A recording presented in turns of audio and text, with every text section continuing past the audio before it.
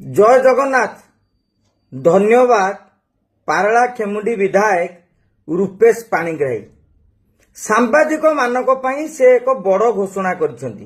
अवश्य सबु सांबादिक पई नुहे, गजपति जिलार जो सांबादिक माने असुस्थ हेबे बा चिकित्सार आवश्यकता अनुभव करिवे, सेमाने जदि हाईटेक मेडिकल कॉलेज जाती तेबे सेमानकर समस्त चिकित्सा खर्च बहन करिवे विधायक रूपेश।